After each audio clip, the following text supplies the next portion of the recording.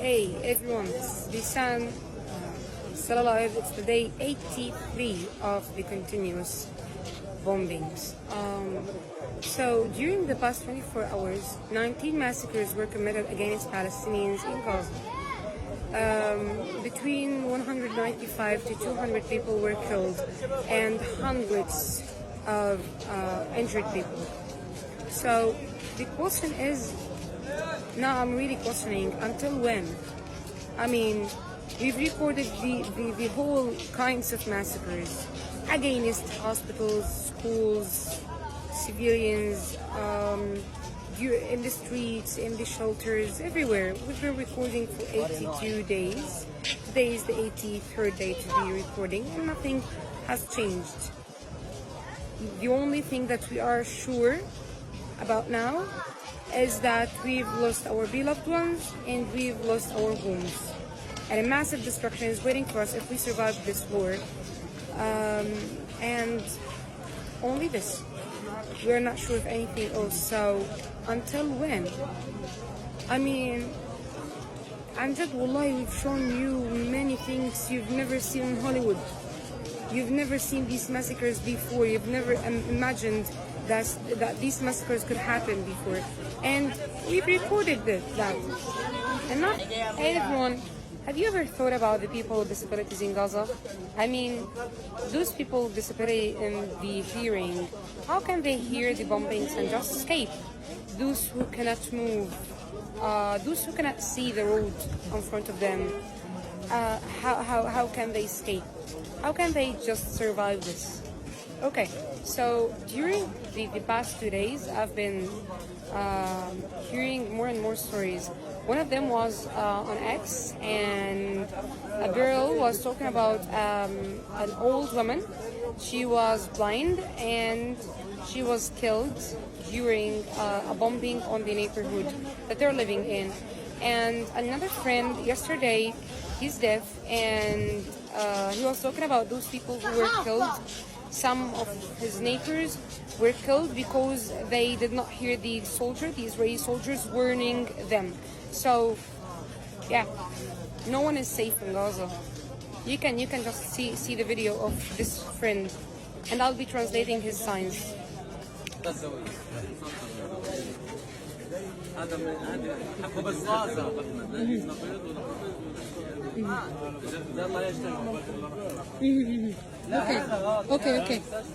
Okay. تمام. Last night was really hard. I mean, the bombings, the warcrafts, the elderly, all these sounds were really terrifying for all the people living in Gaza Strip, especially in the middle area and Khan Yunis. But at least we were lucky that we survived.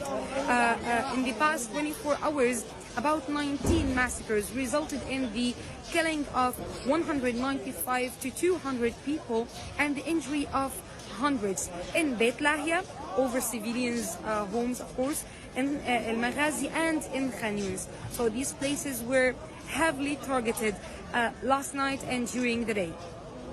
So during the past 24 hours, 3 bombings and targetings were around the Red Crescent Hospital in Khan Yunis. The last one was just hours ago. About 10 people were killed, 12 people were injured. Must say that this area, the Red Crescent Hospital area, contained thousands of displaced people from the east areas of Khan Yunis. So, as I said, some reports about the executions, the field executions, was talking about the executions against Al-Khaldi, 9 people of Al-Khaldi family in Sheikh Radwan, other people who were displaced, evacuating to Shadi Abu Ghazala school in Jabalia. 6 people were killed in the 13th of December in Shadi Abu Ghazala school. Some of them were children. And of course, what happened to RNN family in Rimal neighborhood also. So the executions and other sorts of brutal killing against Palestinians, we've been going through this during the past 84 days. So until now, we're talking about bombings, executions, killing, displacement. There is no talking about any ceasefire, despite there are arguments around an Egyptian suggestion to the ceasefire, to reach the ceasefire, but until now there is no exact results for these arguments. Keep following to know more about Gaza.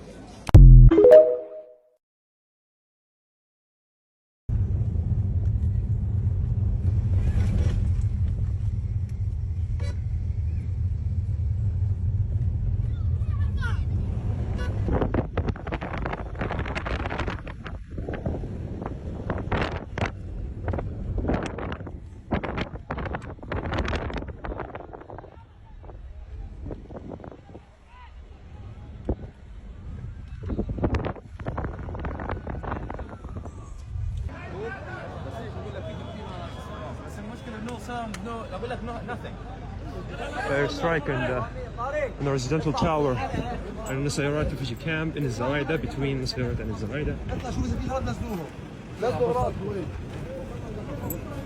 Number of injuries, number of martyrs.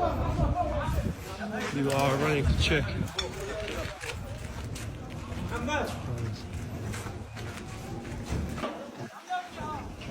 I'm on the rooftop directly after the Israeli airstrike.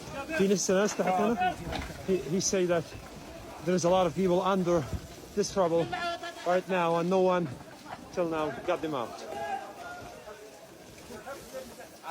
It's really scary, you know.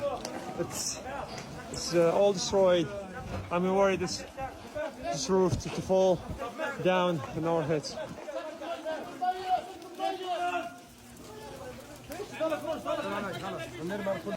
People are throwing the rubble from above the building, so in a way to try to find someone under the rubble.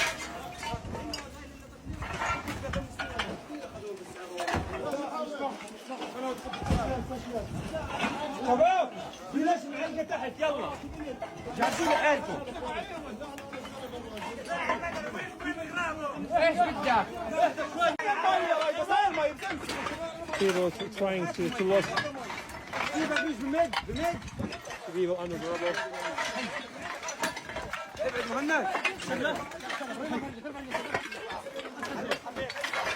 These guys trying to throw all the rubble so they can save some space and make searching pretty easy.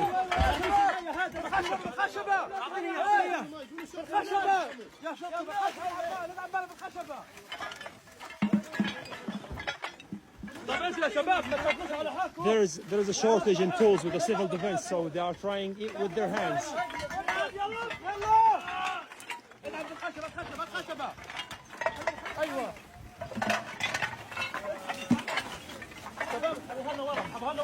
There is no trucks that could reach the area from under the building till here, so the civil defense men trying with their hands beside the people to remove the rubble and try to save the people under this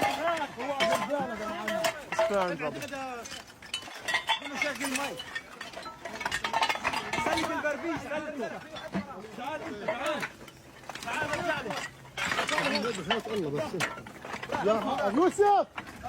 This is a burned fridge. They are trying to remove it so they can access the burned body and extract his body from under the rubble.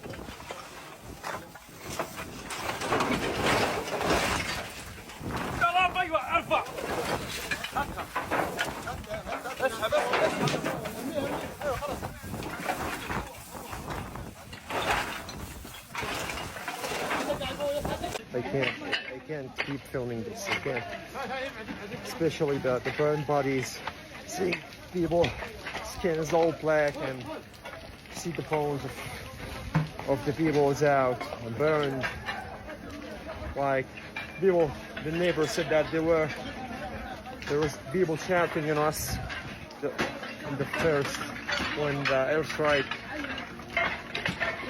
destroyed the building. So they think that there are the people who are now burned.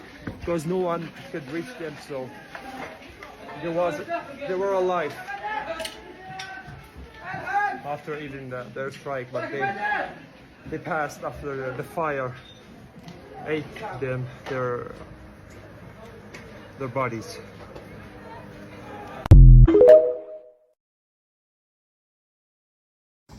Assalamu alaikum wa rahmatullah. It's December the 28th, live from Gaza, here in Nasser Hospital in Khan Yunis.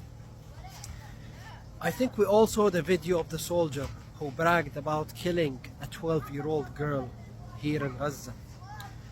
About how he couldn't find any other children or even babies to kill in addition to her.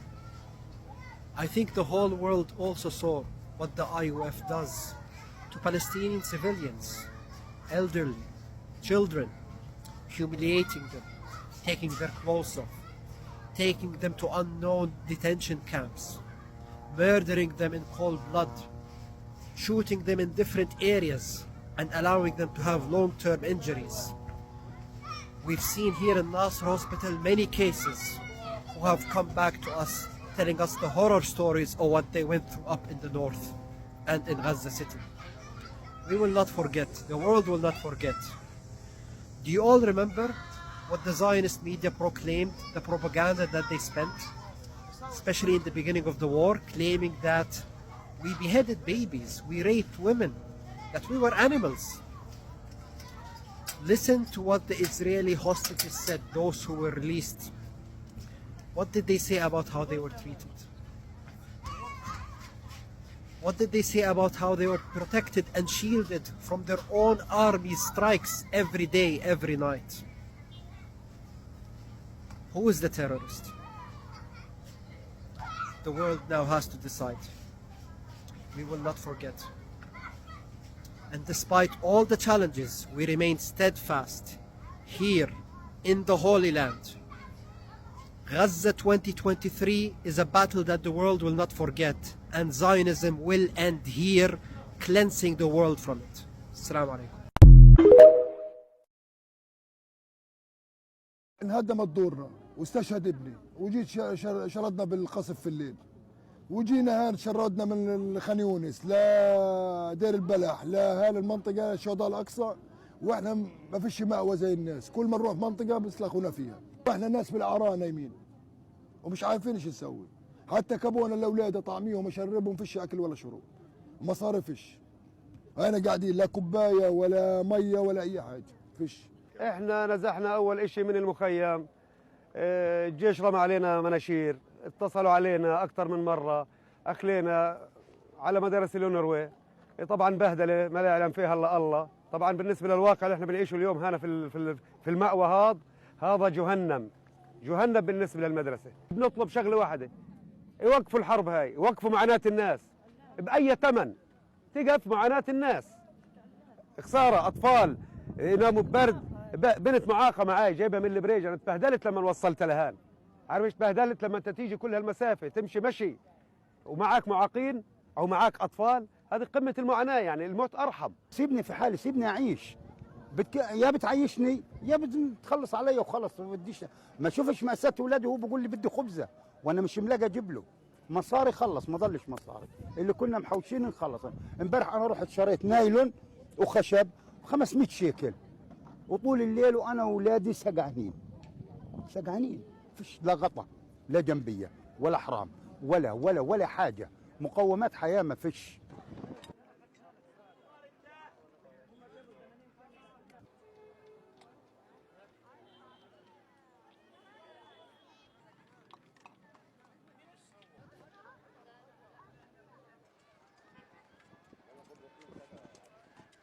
هذا ابني ولد في المدرسة هنا واستشهد أبوه بعد أسبوع. الحين أبوه ما طلعوش تحت الرمل، بقى يستنى فيه يشوفه وما شافوه، لازم ما شافوه. أيوة حليب معي ولا بنبت ولا حليب ولا معايا حاجة. حليب أولادي 3 راحوا ماليش حدا الحين، من وين بدي؟ والله بصلي عليه ماليش حدا، بقول لك ما عندي دليل، ما فيش الا امه ربيتهم ايتام كمان اولادي، والله ايتام ربيتهم، ابوهم مات له 40 سنه وربيتهم هو الواحد هالقد كلهم. يعني هذا طلع يتيم الثاني، مات ابوي طلعوا يتامى طيور اولاد ابني. فشربوا مي بدل الحليب، لسه حليب معي.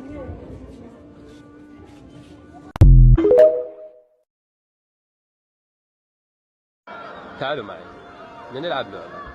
تخيل انت اتولدت والدنيا قايمة قاعدة، يعني انتفاضة مثل الحرب. اهلك طبعا خايفين كيف راح تنمو. المهم انولدت، كل 4 سنين من عمرك بتصير حرب، ربنا بنجيك. المهم بتكبر وبتدرس وبتكون حالك وبتفتح بيت. هلا غمض عين فتح عين، مسافة ما تفتحها كل يلي ذكرته بيكون راح. لمحة بصر بيختفي، بصير خبر كان، بصير جزء من الماضي. يعني أنا مثال صغير وفي أسوأ مني بكتير. يعني 23 سنة من عمري أصبحت تحت الرماد. خرجت بالملابس اللي علي، تركت ورايا شهداء تحصر عليهم. مثلا الدار بتتعوض بس الأرواح ما بتعود. رجعنا للسالب، حتى صعب نقول لنقطة الصفر. هلأ بنصارع للنجاة، بنحاول نعيش. بقول بنحاول لأنه بلمحة عين ممكن نصبح ذكرى في 10 قطعة. الحمد لله، حسبي الله ونعم الوكيل.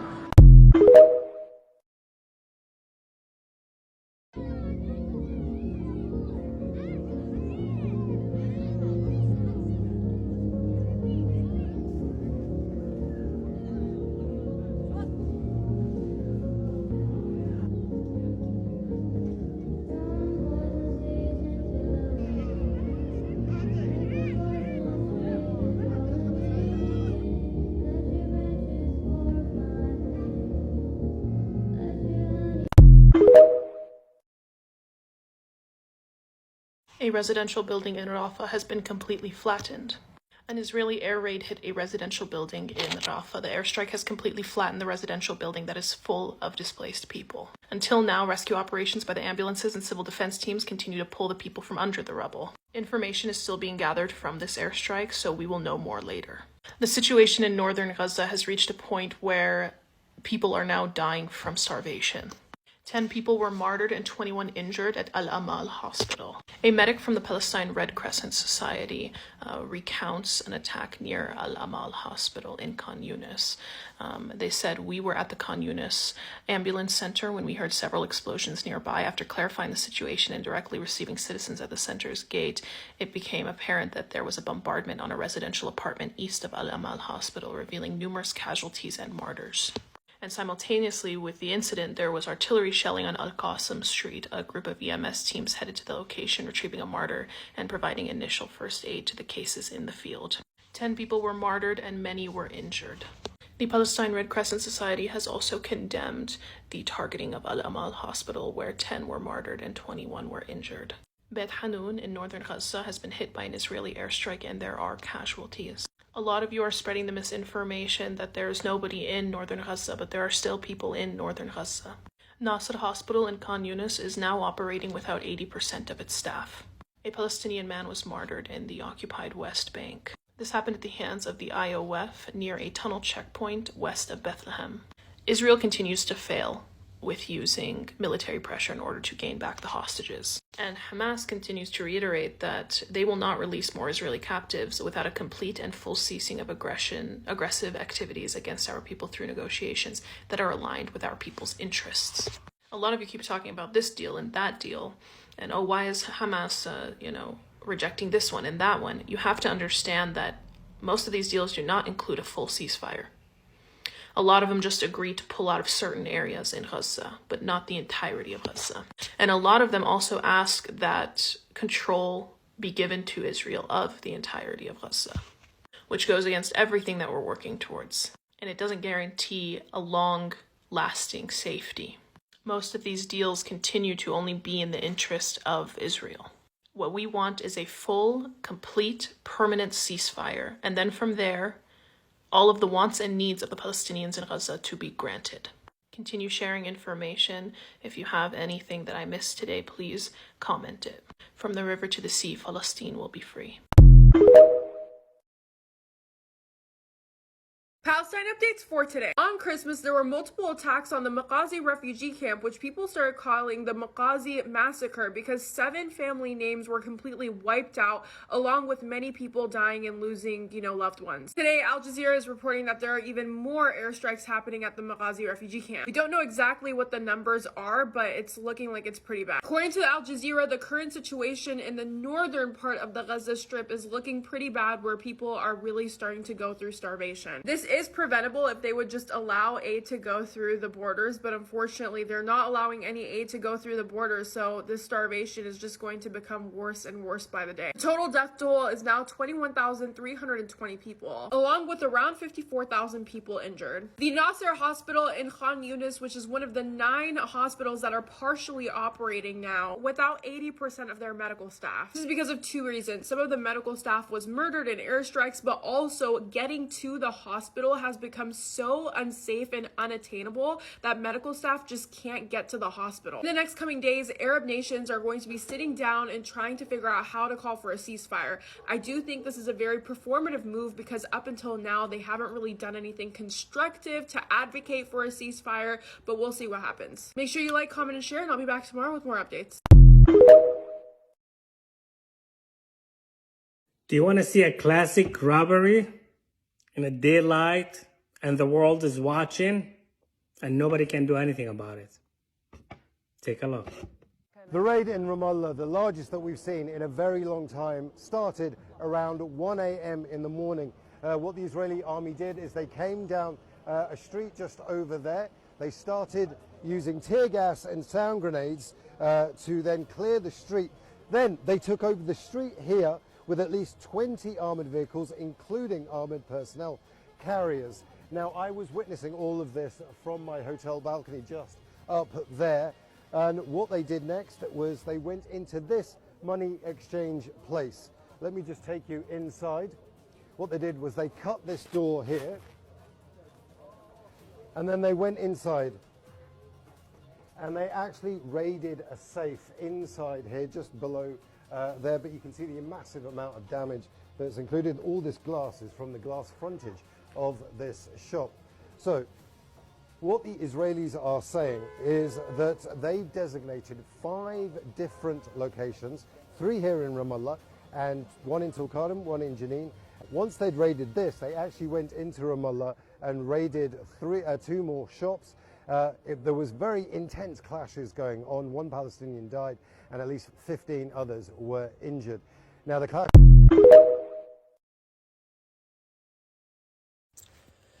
Israeli occupation forces have just stolen $2.8 million from 5 money exchange companies across the West Bank this morning, an hour ago. They have raided the money exchange shops, destroyed their contents, arrested their owners, and confiscated their money. Literally daylight robbery. Until the world wakes up, the reality is that the massacre is continuing at a very high pace, along with starvation and thirst, and systematic destruction of the health systems. Cameras can no longer reach to all areas.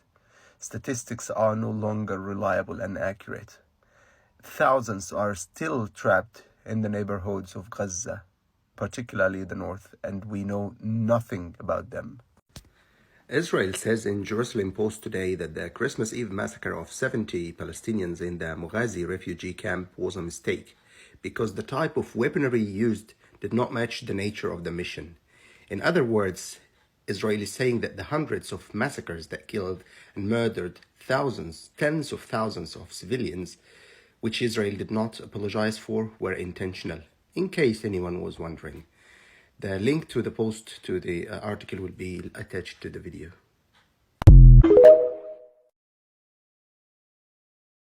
This morning, an Israeli soldier returned to a rehabilitation center after fighting in Gaza, where he woke up and started to open fire on all of his colleagues. Israeli newspaper Haaretz reported that 18% of soldiers participating in the invasion of Gaza are suffering from mental health problems and PTSD. This is mainly due to the intensity of street-to-street fighting in Gaza, where Israel has reported that only 164 Israeli soldiers have been unalived, but the Al-Qasr brigades have reported that thousands have been unalived. Israeli newspaper also reported that over 5,000 soldiers have been injured. I think it's really sad that Israeli soldiers are going crazy while fighting members of Hamas, but what is sadder is the thousands of Palestinians that have been unalived simply because Israel can't touch Hamas. A former Israeli defense chief declared that they have lost the war against Hamas and that their only battle now is against Netanyahu.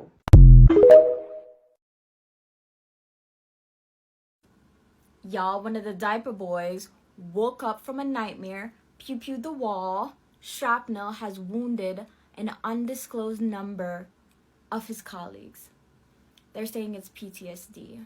Now they want to talk about mental health. The Forum of Directors of Psychiatric Hospital wants Israel to declare a state of emergency, noting an increase in the number of mental illnesses (NS) among Israel settlers and soldiers. Unaliving innocent civilians in Gaza and in the West Bank will do that to you. Torturing men, women, and children in Gaza and in the West Bank will do that to you. What about the mental health of the people you are quite literally trying to wipe off the face of the earth? What about their mental health? Every single day, they go to bed not knowing if they'll be alive. They're starving. They're displaced. You have destroyed their entire life. This is self-inflicted. This is your fault. You are the problem. Let me give you a quick history lesson about the H group and when it was formed. The H group was formed in 1987, but since 1947 to 1987, the Israeli occupation has been unaliving and committing crimes to the Palestinian people every single day. Between 1947 and 1987, over 50,000 Palestinian civilians were unalived by the Israeli occupation forces. And those are 40 years of brutal attacks and crimes being committed to the Palestinian people.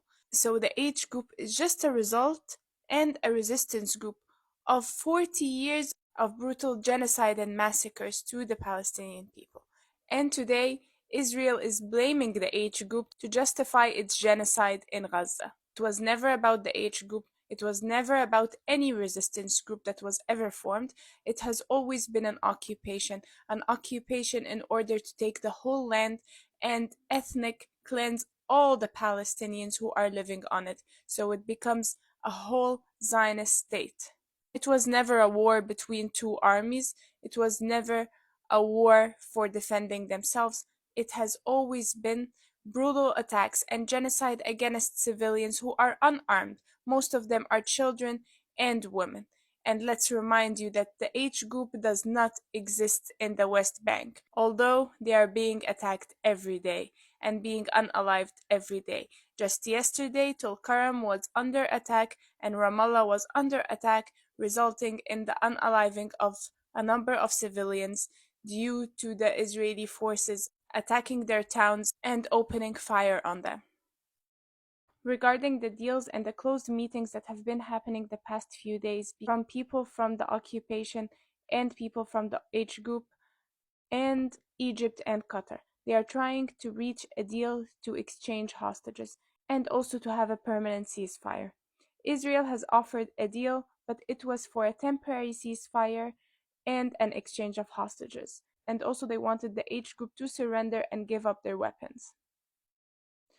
Of course, the H group said they don't agree to that, and the Israeli propaganda media have been talking about how the H group refused the ceasefire and how they are putting their people in danger. The H group is demanding a permanent ceasefire, and then they can talk about exchanging hostages and whatever they want to talk about.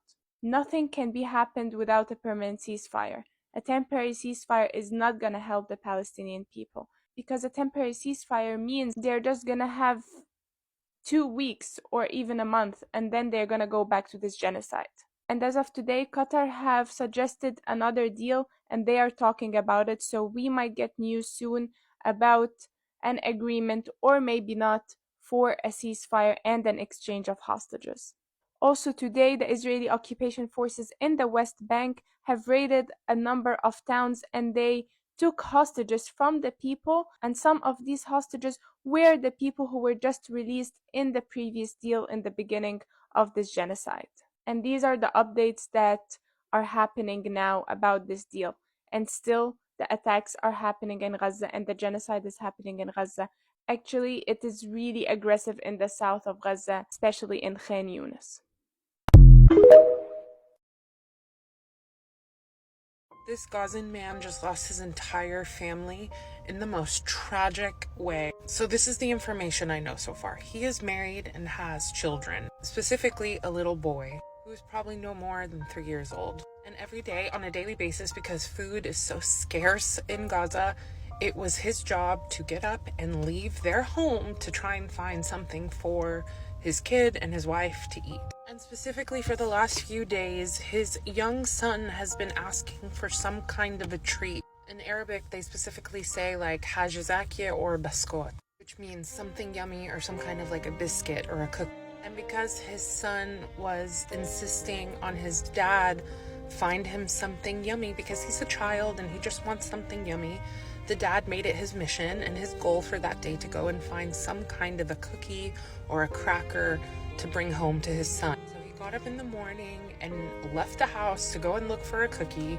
And when he came back, he found his home with his wife and his child completely demolished because it had just been hit by an airstrike and both his wife and his child had passed. So the original video is of him sitting next to the unalived bodies of his child and his wife, but he is just insisting that, if you can see right here, that his son takes the little cookies that he did manage to find for him, because it was the last thing his son wanted was some cookies, and he managed to find some, but he feels guilty, so he's crying and telling his son, why did you make me go and get you cookies? And that he wants him to just wake up and take the cookies. And now, just like the thousands of people in Gaza, this man has lost his wife, relatives, and now his child. Alright guys, so it is Thursday, December 28th, about 6:30ish p.m. Palestine time, and I have two very specific updates for you. So number one, yesterday, 92 trucks carrying humanitarian aid and commercial goods entered Gaza. Specifically, the convoy included 80 trucks of aid, 4 trucks carrying cooking gas, and 12 trucks carrying commercial goods. And again, to the average person, this probably sounds super great, but you have to remember that Gaza needs 500 trucks of aid per day for bare minimum living. So again, even though the United Nations Security Council voted on this resolution, it's still not having any impact in Gaza. They are barely getting 20% of what they need. The second update is that it has been the deadliest year for children in the occupied West Bank, UNICEF report says. More than 80 children have been killed in the last 12 weeks in the occupied West Bank. That number is more than double the number of children killed in all of 2022. And along with that, more than 576 have been injured and others have reportedly been detained. These are children. In total, since the beginning of this year, the violence has claimed the lives of 124 Palestinian children and 6 Israeli children. The UNICEF report is quoted saying, many children report that fear has become a part of their daily life, with many scared even walking to school or playing outside due to the threat of shootings and other conflict-related violence. And remember, kids, the next time that somebody tells you the government wouldn't do that, oh yes they would.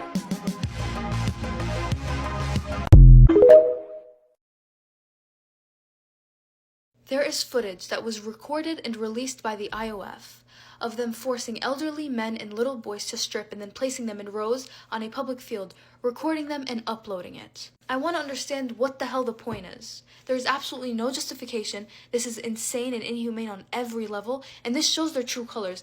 They are showing the world their true colors, but people are still in denial and turning a blind eye.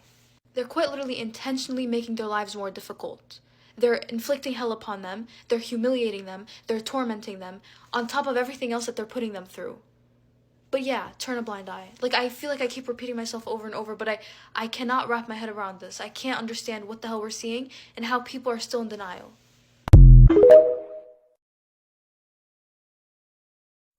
Who are you waving to? The people that died in Palestine. That is how you raise your kids. Children are such beautiful, innocent examples of what humanity looks like. This child has more empathy and humanity than any person in the US government. Palestine isn't a complicated issue. It's about humanity. You have to be like Kim Kardashian and lie to your kids about what the Palestinian flag is. Teach your kids about Palestine. 10,000 children that are no different than the children that you know have been killed. Don't stop talking about Palestine. They're not seeing it on the news, but Israel is losing the war. And not just the social media war anymore. They're losing the actual war in Gaza. They haven't killed a single member of Hamas. Not one. The death toll in Gaza is about to reach 30,000. And it's been all men, women, and children. All civilians.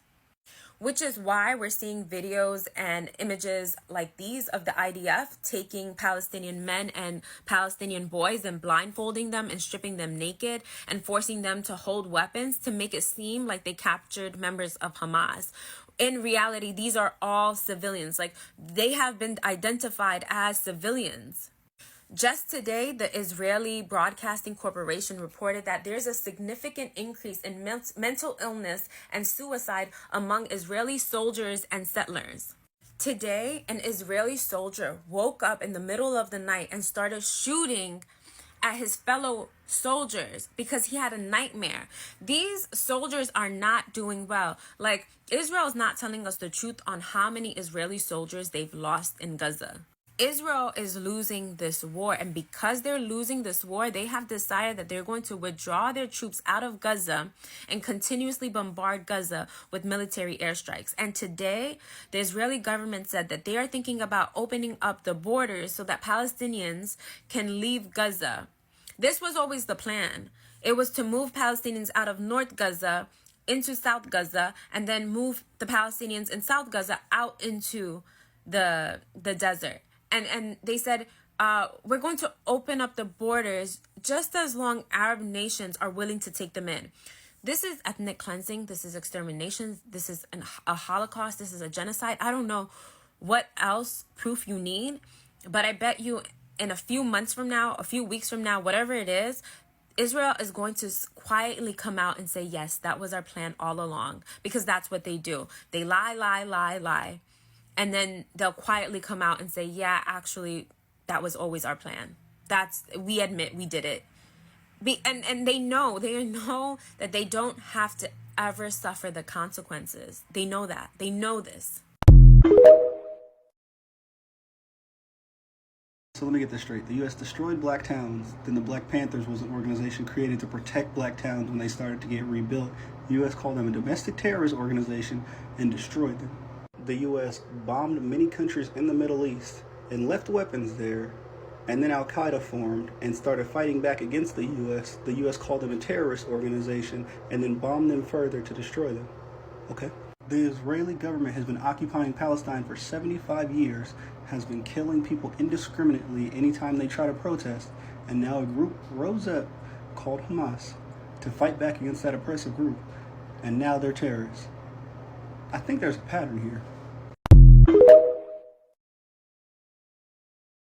So before I can start off this video, I have to say that this is for purely educational reasons only. The IOF returned 80 bodies back to Gaza, all of them unalived, and a lot of them, according to reports, missing vital organs. A lot of people are confused about what exactly occurred, so I tried to put everything I could find into one video, so it is there for all of you. This became such a big story that even the Jerusalem Post is talking about this. And even though the article is lacking in certain points, which I'm going to show you later, it does bring up certain things that I am surprised about. Just like how Israel, according to a lot of human rights advocates, is one of the biggest hub for the illegal global trade in human organs, which is from a real 2008 CNN investigation as it's stated here. They also mention another book, The Chosen Body, The Politics of the Body in Israel Society, which I would recommend reading. I looked at a few parts of it and it's really, really interesting. So this mentions Israel's history with, taking bodies that is not theirs and taking certain things out of those bodies and using it for research, science, or whatever else. The 80 people that were returned are now in a mass grave altogether, so they can rest once and for all. They also even mentioned what Israel had to say about this, and according to Israel, it was only confirmed that these were not Israeli hostages taken by Hamas during, October 7th. And they also said that these people were taken into Israel for identification procedures so they could locate the hostages for whatever reason. Makes no sense whatsoever. By the way, hostages, they still have not found themselves. Like, Israel has claimed the only reason they are in Gaza is to look for these hostages. They haven't found a single one. The only people who are back in Israel are the ones that Hamas released themselves. And basically, this is all this article had to say about it. And as I said, I am surprised they mentioned the criticism to begin with, and they didn't just, brush it off. But this is where, you can see that they do have a bias for obvious reasons. Because they ended the article by mentioning that Gigi Hadid had once posted something without the correct information when it came, to the entire harvesting organs from unalive Palestinians thing. So I guess this is their way of saying, so see, Gigi Hadid made this mistake and this is how we're ending it. So you guys can clearly see what we think about all of this. And another thing that is interesting to mention is when you look up this entire thing, this will be the first article you will see, the Jerusalem Post. For people who, look only at the first thing, this is all they'll get. But if you look at other articles below that one, you will see that the entire, we just took them back to Israel to identify them, excuse doesn't really make any sense because they did not share the identity of these people. And as you can see here, they also didn't share where in Gaza they took these people. Some of the bodies were missing their corneas, other, vital organs that you can't just get to that easily. And what people want now is that an independent international committee investigates this because it is necessary. These claims have been, there for decades now. And yet, once again, the West and everybody else is ignoring it because obviously Israel is the only democracy in the Middle East and they would never do anything like that. Apparently, these bodies were taken from some of the medical complexes in the northern Gaza Strip, including the Al-Shifa Medical Complex in the Indonesian hospital. Where exactly they were found, it is not said because if you just go into a hospital that you just, by the way, destroyed, if it was at the Al-Shifa hospital, the hospital got destroyed because the IOF destroyed it. You're trying to find hostages inside of the hospital that you just airstriked. Why are you surprised these people are not alive anymore? How are you claiming that you want to help people and find people and identify Israeli hostages? Israel has also been accused of keeping the bodies in freezing temperatures to make sure, that organ theft is not visible anymore. And because this is the way Israel is treating these people, it is being said that they have to document all the bodies and photograph them all and their distinguishing marks to make sure people are being able to recognize their loved ones and also that their organs cannot be taken without any type of explanation. But do you remember when in the beginning I said that the Jerusalem Post, criticized Gigi Hadid for something they said about a documentary? I try to find it, by the way, which is impossible. It has been wiped from the internet. I wonder why. But nevertheless, I was able to find part of a documentary, and I want us all just to watch it together. Once again, for educational reasons only. 170 מטר מרובע. זה נחשב בנק גדול ביחס לעולם? זה הכי גדול בעולם. הכי גדול בעולם? כן. מה אחוז התרומות ביחס לאנשים בישראל? כלומר, איזה אחוז? למה? כי זו שאלה מאוד מוזרה. אני לא יכולה להגיד לך, הוא כל כך קטן. אז שאלה לא מוזרה, תשובה מוזרה. תשובה מוזרה. לא, התשובה לא מוזרה. משום שלא תורמים כמעט. היה ידוע שחוץ מכל התפקידים שיש למכון, אז המכון הוא גם מספק איברים לבנק האור של מדינת ישראל, שהוא בעצם היה בנק האור של צה"ל, אבל מחיילים לא לקחו. לא נוגעים, משאירים שלם את החייל, מאוד חשוב, אבל לוקחים מאחרים. ממי? אז עכשיו השאלה מי, ותדמיינו ממי לוקחים. בתקופות מסוימות לקחו מפלסטינאים, ואחר כך זה היה עולים חדשים, עובדים זרים. נלקחו כמות דברים מגופות שעברו נתיחה, וזה לא היה משנה אם מדובר בתושבי ישראל או עובדים זרים או פלסטינאים. לרוב חללי צה"ל לא בוצעו נתיחות, מכיוון שלא נתבקשו לבצע נתיחות. ברגע שלא מבצעים נתיחה, לא נלקחות לכמות. I'm not surprised that you cannot find the rest of the documentary. anywhere on the internet. It's basically impossible. Stay knowledgeable, stay vigilant, and stay educated. I think for decades, people have made it seem like what's happening between Israel and Palestine is complicated. And this is a tactic done on purpose by Israel to keep people away from wanting to know more. If something is complicated, that involves time and effort to learn more about it. When in reality, if you see the footage, if you see what's going on, it's not complicated to not want children blown up. Recently, another 2 journalists were killed too. Ahmed Khayyar al-Din was 29 years old. When one side is killing all these journalists, you have to think, what are they hiding? And I see these people that are close to Zionism, on the edge, neutral, or just straight up Zionists, posting these videos complicating things. It's not complicated, it's not a trend, it's human empathy. We are looking for babies, but there is no babies left. They killed a girl, she was 12, but they're looking for a baby. This video got me thinking about this whole human shields argument again. Now let's get something out of the way for a second. If you have any sort of moral compass or any knowledge of law, you understand this. Even if your enemy is, for instance, holding a child as a human shield, you still absolutely have the responsibility not to hurt the child to hit your enemy. There's also another element to this if you look at it from the other side. Even if you are morally depraved enough to use human shields, there's still a fundamental element that's required for this strategy to work. Your enemy needs to value innocent lives, and as a result, that deters them from attacking you. That's why they call it a shield. But once your enemy proves 1,000 times over that they have absolutely no problem hurting innocent people. As a matter of fact, it seems to be one of their hobbies. They have a blast doing it. Then using human shields is not just morally repugnant, it's also strategically very dumb. Look, I swear, if you consider yourself a humanist or a defender of democratic values and you're watching all of this for almost 3 months now and you still find it in your heart to defend these people, I seriously don't know what's wrong with you.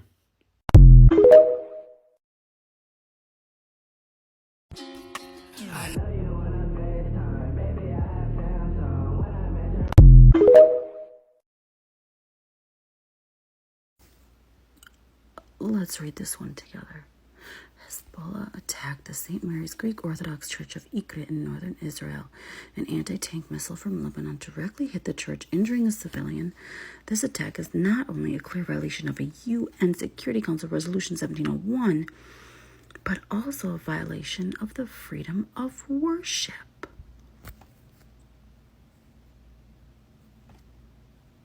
The IDF said this. Didn't they record themselves throwing a grenade into a mosque where people were praying? Haven't they been bombing mosques and churches since October 7th? Didn't they stake out a Christian church in Gaza and sniped an old woman who was going to the bathroom, and then also sniped her daughter when her daughter rushed out to try to help her mom, and then also injured 6 to 7 other people that were taking refuge in that church? Here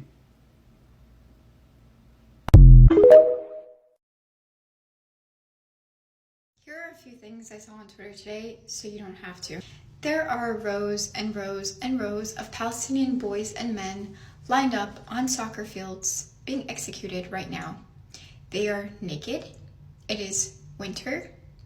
They are being told to hold up their IDs so that they can prove that they are not Hamas. And evidently, it turns out that everyone who is Palestinian, according to the IDF, is a terrorist. And so they are being executed on soccer fields in the land that they are indigenous to. Number 2, what I saw today is that there are bodies being returned to Gaza. And where these bodies came from, we don't know. The Israeli government refuses to let anybody know. And the bodies that are being returned have missing organs, and have been tortured even after death. And there are some reports that are stating that a lot of them have had some of their body parts taken because Israel wants to use some of that DNA to prove that they are indigenous to the land in the future. And right now in Israel, DNA tests are banned. We wonder why.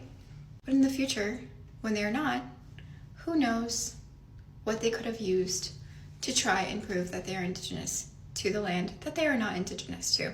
Number 3, what I saw that was extremely startling were skulls that were decomposed.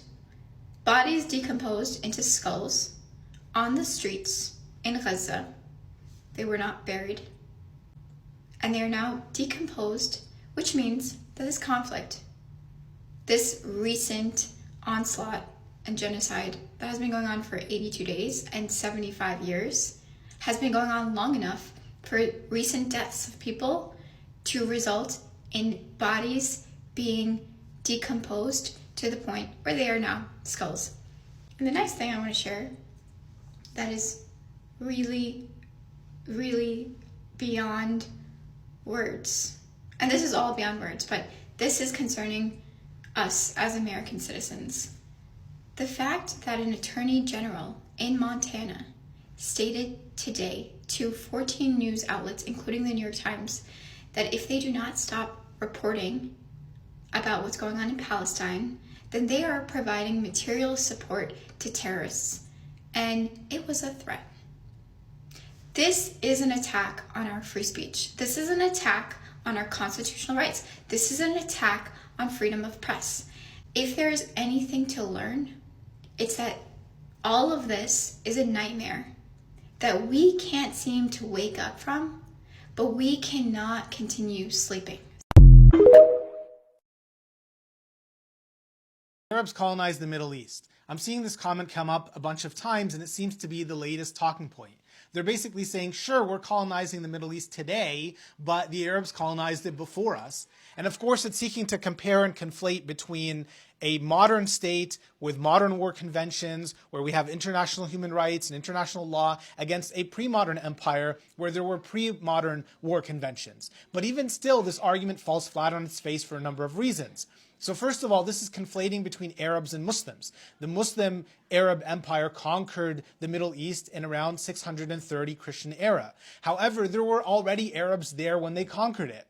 We know this. When the Arabs were fighting the Byzantine Empire, much of the Byzantine army were themselves of Arab descent because there were Arabs already in the Middle East. There had already been a number of kingdoms that existed in the Middle East before even the Byzantine Empire, like the Ghassanid kingdom and many other kingdoms as well. Those ultimately became client states of the Byzantine Empire, and that's why they were fighting against the Islamic Arabs that were fighting them in 730 or so Christian era. In fact, when Umar ibn Khattab came to Jerusalem and the patriarch of Jerusalem, Sophronis, surrendered the city to him, Sophronis himself, while being the patriarch of Jerusalem and a citizen of the Byzantine Empire, he was of Arab descent himself. So the Arabs were already there. Another implication is that the Arabs in the Middle East forced people to adopt their language and adopt their religion. And this requires a longer discussion, but even this is not true. Adoption of the Islamic religion in the Middle East took a long time. For example, in 750 Christian era, Iraq and Syria was only roughly over 10% Muslim. And Egypt only became Muslim majority during the Mamluk period in approximately the 14th century. Same is true for the adoption of the Arabic language. It was a very slow process, and we know this, for example, because Coptic Christians in Egypt only started to use the Arabic language in their non-religious writings, in their secular writings, in approximately 950 Christian era, a good 300 years after the Arab conquest. Further, the Muslim empires also gave non-Muslim populations local autonomy and self-governance. This is seen throughout many Muslim empires, even the Ottoman millet system, where local communities governed over their own issues. In fact, when Muslims came across things that they considered to be deeply immoral, so for example, the Zoroastrians had sibling marriages, the Muslims did not ban it, even though they saw it as deeply immoral, because they gave self-governance to religious communities. These are not the features of modern colonization, which seeks the total restructuring of a society's language, of their practices, of their family structure. all according to the desires of the colonizing power, and certainly not the features of a settler colonial power which drives people off their land and tries to have its own ethnicity and religion occupy the land and the homes. These things were not true of the Arab conquest. So even as you try to compare a modern state against a pre-modern era, you're still failing.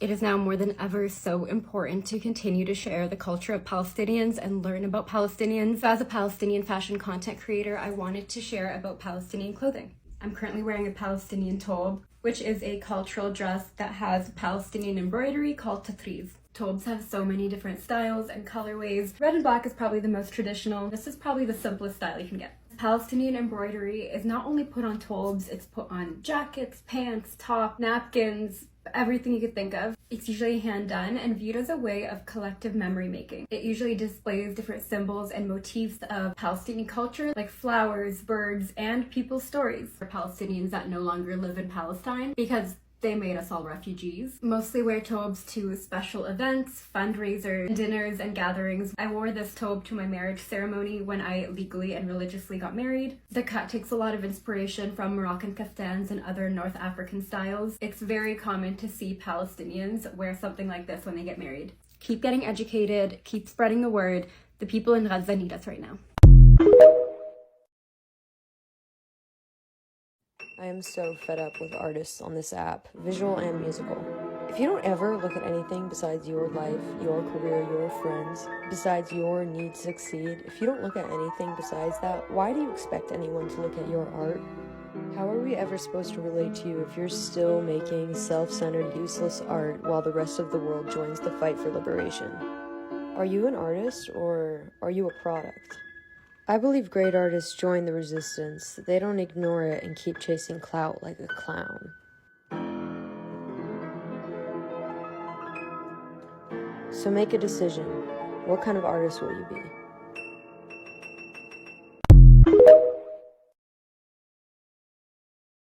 Keep your focus on Benjamin Netanyahu, his government, his IDF, and keep pressure up on. No shade to this creator. This is just an example of something that I mentioned a few weeks ago. Now is the time when all of the war crimes cannot be swept up under the rug. But the narrative is going to shift from the settler colonial nation state that is Israel, which in and of itself is an occupying force. And all of the culpability and responsibility of said genocide is going to be placed on Netanyahu, his version of the settler colonial state, his IOF, because it does a couple of things. It's going to give the public, particularly the Western world, a fascist boogeyman so that we forget the rising levels of fascism that are happening in so-called democratic nation states. Look at your man's Biden, thwarting all the congressional checks and balances to get more of that war chest to Israel. This also now gives the U.S. a little wiggle room as the just concerned big brother to say, well, you know, in our moral imperative, because we are the bastion of morality, we did our best to work with Netanyahu, but he just wouldn't budge. Eventually, he's going to have to be stopped. And I'm just saying, don't fall for it. Language is a very wonderful system that takes pieces of data, facts, anecdotal, lived experience, takes all those things in its system. And if it works under the system of, I don't know, say U.S. war imperialism, then you get to reify all of the lies that people are realizing are lies, but then gaslight them out of believing themselves and their newly found revelations. Rhetorically and linguistically speaking, it's smart. Y'all can be smarter. Be smart, y'all. If If you're wondering why Netanyahu does not want a ceasefire, it's not because of the reason that you think. It's actually more deeper than that. If there is no enemy externally, then the people will look for the enemy within. Right now, the enemy within the Israeli government is Netanyahu, because right before October 7th, there were mass protests. And so the best way to tackle that, to create an enemy externally. The Israeli government knew of October 7th a year prior, although they say that they don't know the exact date allowed it to happen, even after Egypt and Saudi Arabia warned them multiple times of that day occurring. So the media's done a really good job at convincing people that this is an actual war when it's really not. And I think we need to reinforce who the oppressor is and remind people that Gaza doesn't have a military. Let's talk about what Hamas has and then talk about what Israel has, and you draw your own conclusion. So this is from CNN. Hamas has homemade rockets, modified A-47s, decade-old Soviet machine pew-pews, cheap second-hand and purloined weapons.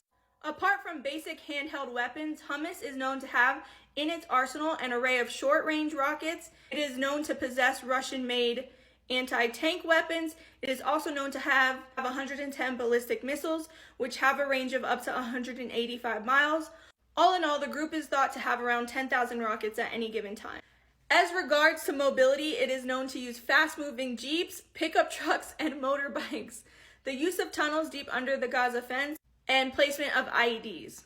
Also, by Times of Israel and a ton of other publications, it said that Hamas is compromised about 30,000 to 40,000 people. Before anyone comes into my comments, unaliving innocent civilians is a no-no.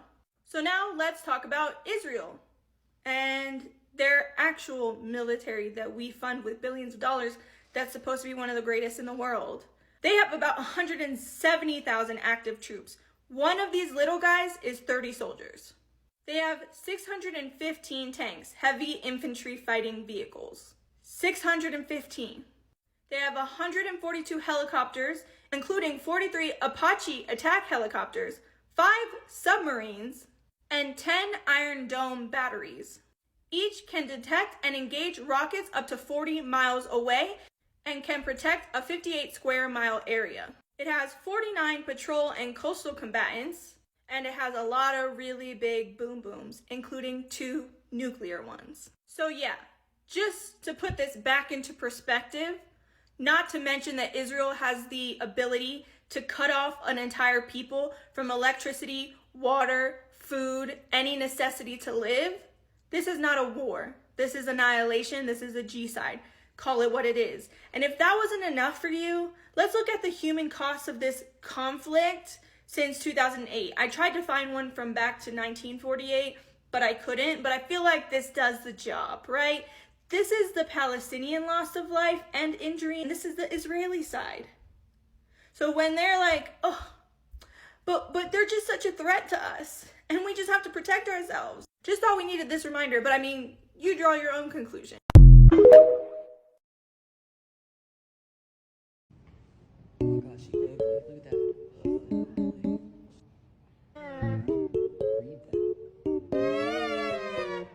I'm sorry, but like if you were ugly, why would you want to have a bust in your face signed if you were ugly? That doesn't make sense to me.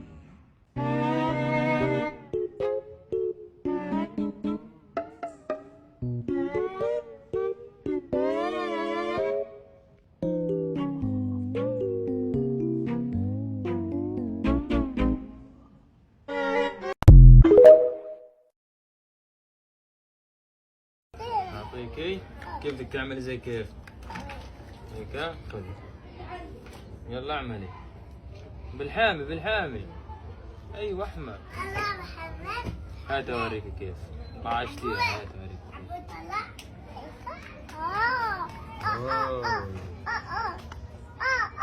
خلصت خربت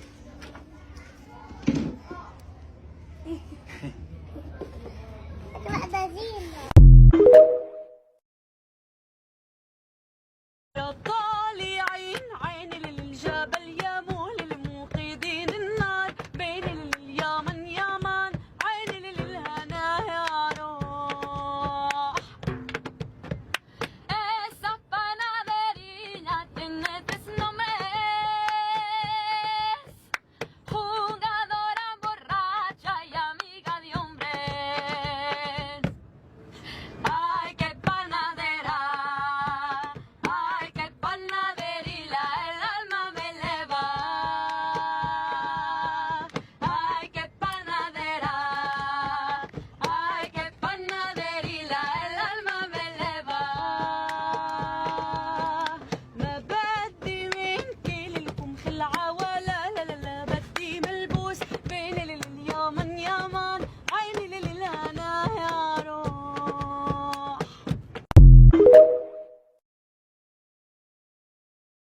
Don't forget that it's not just about free Palestine, but the Palestine that's freeing us along the way.